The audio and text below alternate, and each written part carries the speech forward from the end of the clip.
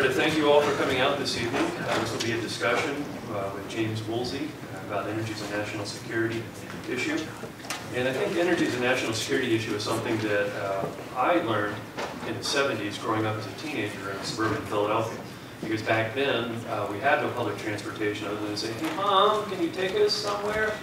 And so getting a car and putting a tank of gas in it was your ticket to freedom.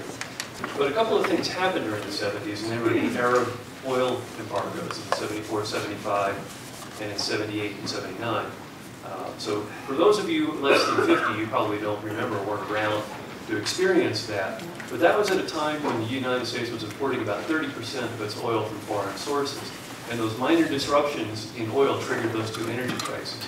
And by energy crisis, it really focused the national consciousness on energy, what it means to us, and how we get it.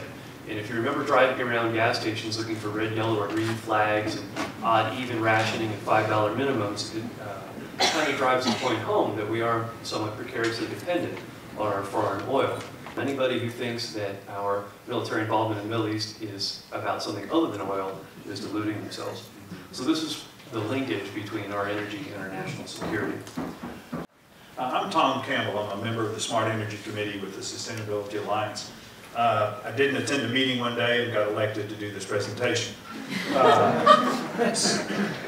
When I got started with this in the Smart Energy Committee, that's SEC, with SASCO, the Sustainability Alliance, the number of acronyms, you can make a really nice bowl of alphabet soup with all of them.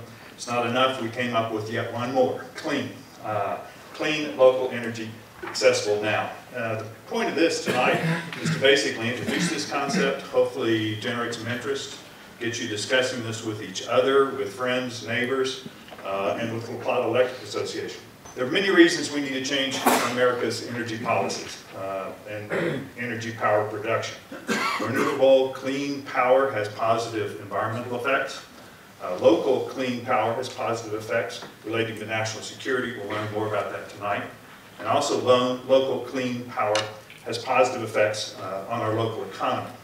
What we'd like to do is expand the local economy with more local solar power production. 50 million Americans obtain their electricity from rural electric associations, and we are members of one, La Plata Electric Association, the co-op. I'm frustrated with what's happening nationally. I think if we're going to change America's energy policies for national security, for environmental reasons, and for economic reasons, we have to start locally.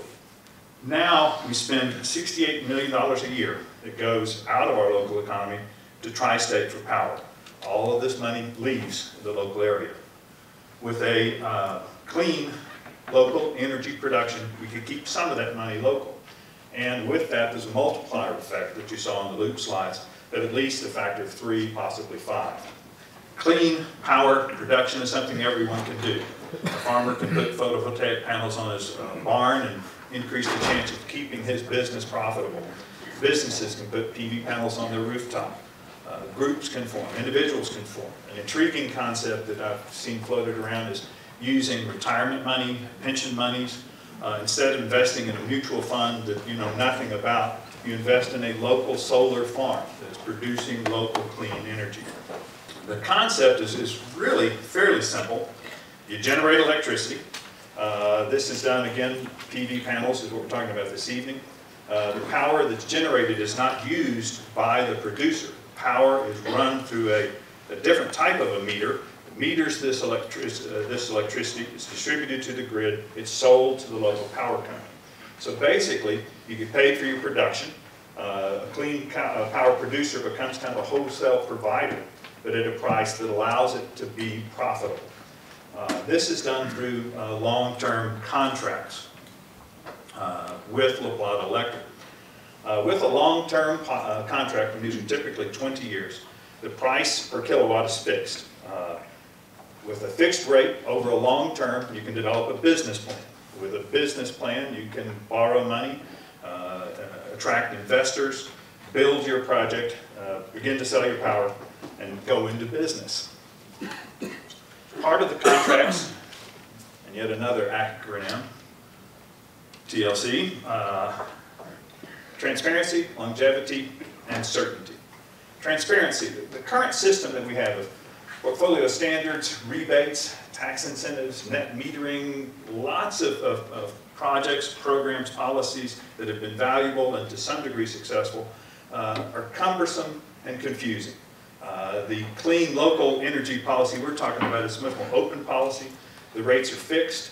And the rates are fixed based on the cost of generating the electricity with then a reasonable profit.